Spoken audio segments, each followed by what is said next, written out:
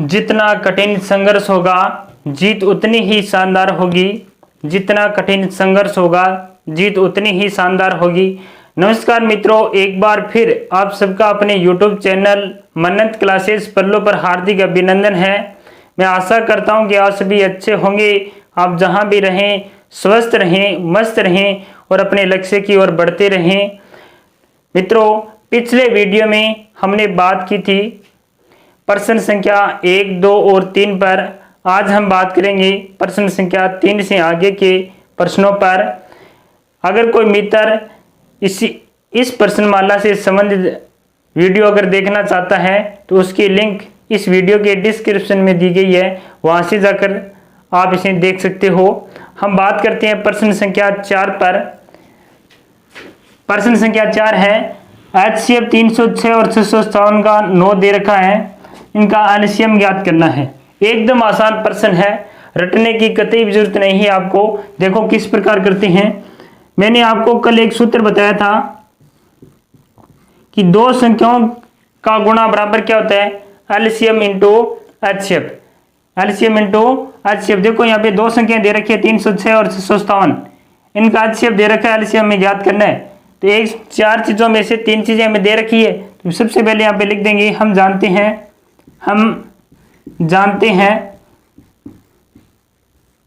हैं कि दो संख्याओं का गुणनफल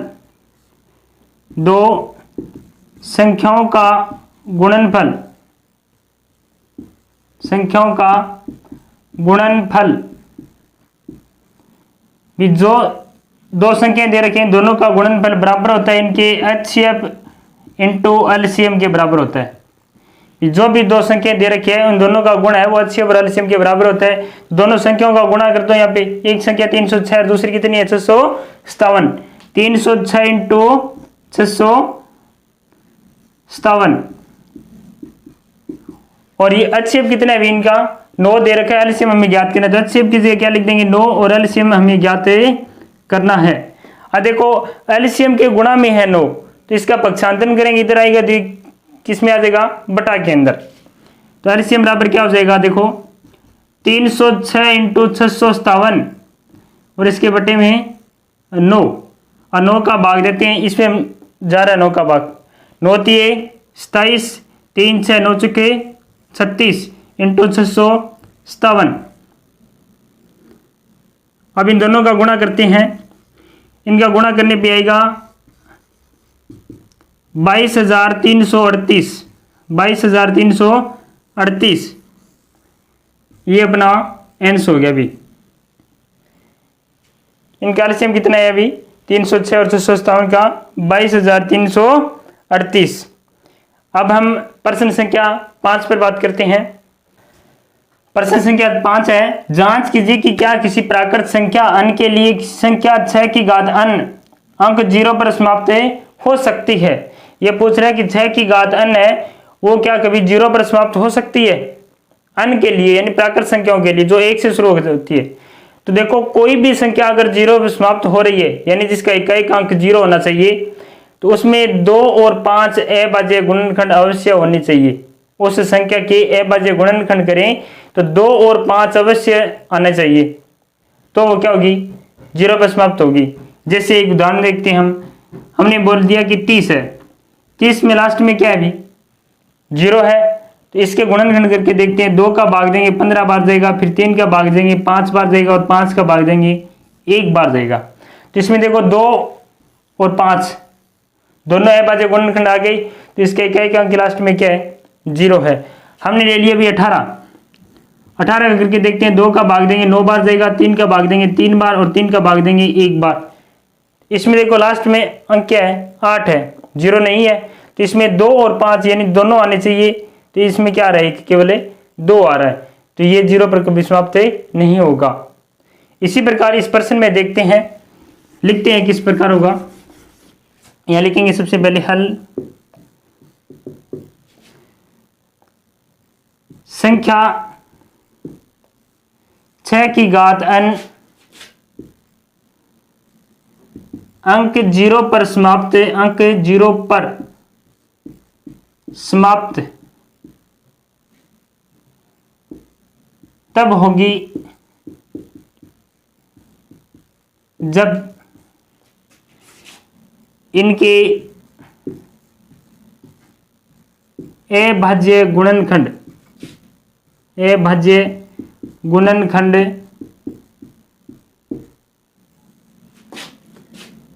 दो और 5 अवश्य आए। यही बात लिखी हमने कि संख्या 6 की घात n अंक 0 पर समाप्त तब होगी जब इनके अभाज्य गुणनखंड 2 और 5 अवश्य आए। परंतु 6 की घात n बराबर 2 गुणा 3 की घात n। देखो 6 के अभाज्य गुणनखंड क्या आते हैं? 2 गुणा 3। अब इसमें 2 तो आ रहा है परंतु 5 अभाज्य गुणनखंड नहीं है। 5 अभाज्य गुणनखंड नहीं आया। मैंने आपको बताया कि 2 और 5 दोनों आएंगे तो ही संख्या वो 0 पर समाप्त हो सकती है, परंतु इसमें 5 नहीं आ रहा है। 2 इंटू 3 प्राप्त होता है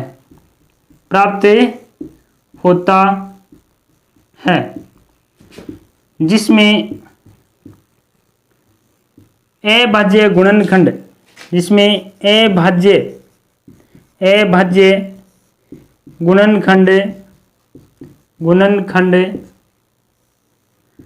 5 नहीं है। 2 और 5 दोनों होने चाहिए। 2 तो है परंतु इसमें अभाज्य गुणनखंड 5 नहीं है। अतः हम कह सकते हैं कि n के किसी भी मान के लिए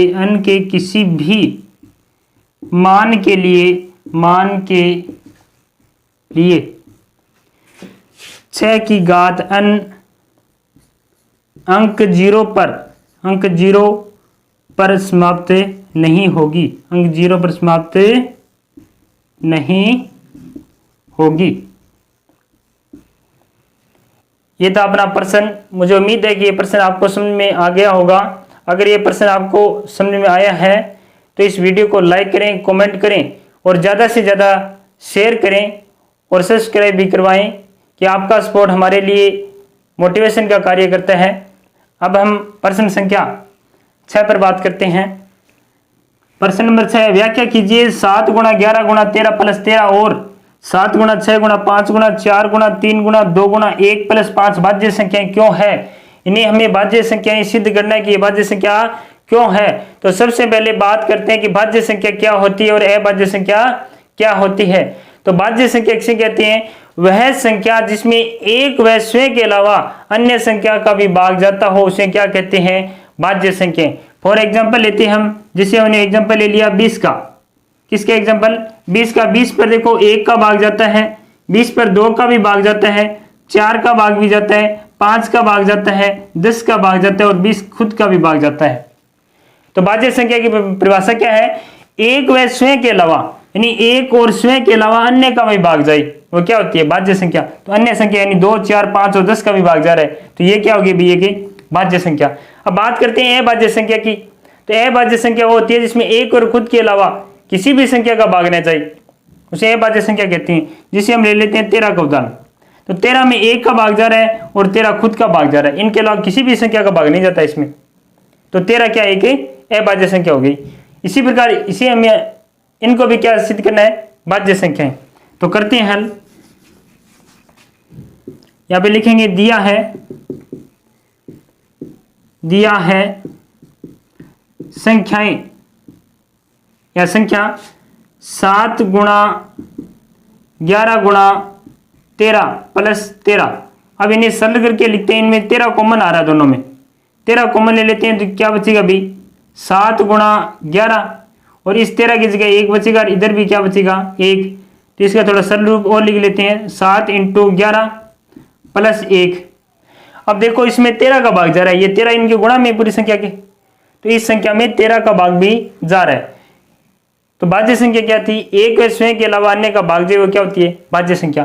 तो एक तो इस संख्या को खुद का भाग जा रहा है, इसमें एक का भाग जा रहा है और एक 13 का भी भाग जा रहा है, देखो 13 गुणा में आ गया इसके, तो 13 का भाग भी चला जाएगा इसमें, तो ये क्या हो गई भाज्य संख्या। यानी एक व स्वयं के अलावा अन्य संख्या का भाग चला गया तो वो भाज्य संख्या बन जाएगी। तो दी गई संख्या में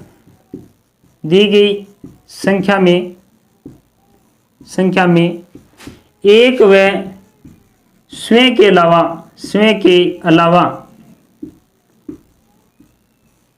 अन्य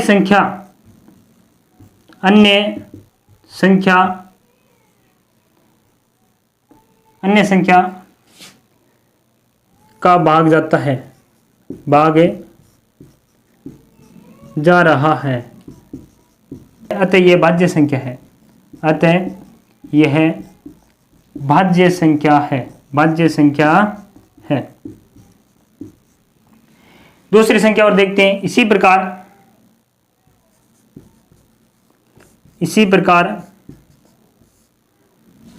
संख्या क्या दे रखी है अभी, 7 गुणा 6 गुणा 5 गुणा 4 गुणा 3 गुणा 2 गुणा 1 प्लस 5 ये दे रखी है।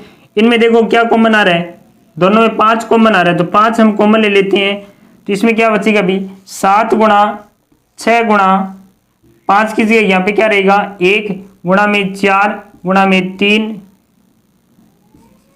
गुणा में 2 और गुणा में 1 और प्लस 5 कॉमन ले लिए, 5 की जगह क्या रहेगा 1। अब इसे थोड़ा सरल करके लिख लेते हैं, तो यहाँ रहेगा 7 गुणा 6 गुणा 4 का 1 के साथ गुणा हो जाएगा 4, 3 और 2 का 1 के साथ गुणा हो गया, क्या आएगा 2 प्लस 1, ये प्राप्त होता है। अब इसमें देखो एक तो खुद संख्या का भाग जा रहा है, यानी जैसे कोई संख्या दे रखी है तो उसमें खुद का तो भाग जाएगा ही, साथ में 1 का भी भाग जा रहा है। इनके गुणा में क्या आ गया अभी 5, तो इसमें 5 का भाग भी चला जाएगा। एक तो संख्या खुद का भाग जा रहा था, एक 1 का भाग जा रहा है, इसमें एक की इनके गुणा में क्या आएगा अभी 5 गुणा में आ रहा है, तो इनमें 5 का भाग भी जाएगा, तो ये क्या हो गई भाज्य संख्या। तो यही चीज यहाँ पे लिखेंगे, दी गई संख्या में एक व स्वयं के अलावा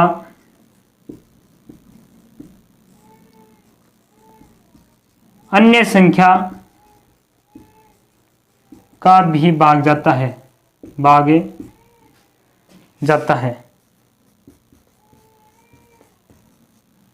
अतः यह भाज्य संख्या है,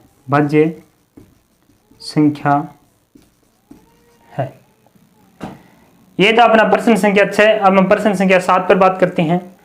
प्रश्न संख्या 7 है, किसी खेल के मैदान के चारों ओर एक वर्ताकार पथ है, इस मैदान का एक चक्कर लगाने में सोनिया को 18 मिनट लगते हैं, जबकि इसी मैदान का एक चक्कर लगाने में रवि को 12 मिनट लगते हैं। मान लीजिए दोनों एक ही स्थान और एक ही समय पर चलना प्रारंभ करके एक ही दिशा में चलते हैं, कितने समय बाद ये प्रारंभिक स्थान पर मिलेंगे। तो मित्रों इस प्रकार के प्रश्नों को हल करने के लिए हमें जो मान दे रखा है उनका एलसीएम ज्ञात करना पड़ता है। यानी कहीं पर भी आपको सवाल मिले कि वर्ताकार पथ दिया हुआ हो, वहां पर एक व्यक्ति या 2 व्यक्ति या 3 व्यक्ति दिए हुए हों, तो उनका अगर हमें प्रारंभिक स्थान से चल करके पुनः प्रारंभिक स्थान पर मिलने का समय पूछे कि कितने समय बाद वे सभी एक ही स्थान पर मिलेंगे, तो उनके लिए उन मानों का हमें एलसीएम ज्ञात करना पड़ेगा।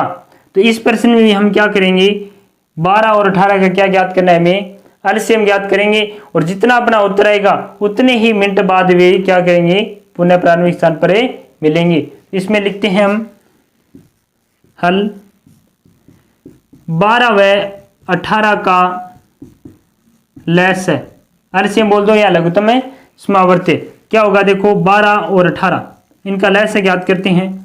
2 का भाग देंगे 6 बार जाएगा, इधर 9 बार, फिर 2 का भाग देंगे 3 बार और इसमें 9 की जगह 9 आ जाएगा, फिर 3 का भाग देंगे 1 बार और 3 बार, फिर 3 का भाग देंगे 1 और 1। तो इनका लैस क्या आ गया, अभी यहाँ पे लिखेंगे 12 व 18 का लैस यानी लघुत्तम समापवर्ती कितना आ गया, लिखते हैं 2 इंटू 2 इंटू 3 इंटू 3, कितना हो गया 2 दूनी 4, 4 3 12, 12 3 36, 12 व 18 का एलसीएम कितना आ गया अभी 36। तो हमें पूछा क्या था, कितने समय बाद वे पुनः प्रारंभिक स्थान पर मिलेंगे। तो 12 और 18 मिनट दे रखी थी, तो हम लिखेंगे अतः वे 36 मिनट बाद पुनः प्रारंभिक स्थान पर मिलेंगे। अतः वे 36 मिनट बाद पुनः प्रारंभिक स्थान पर मिलेंगे।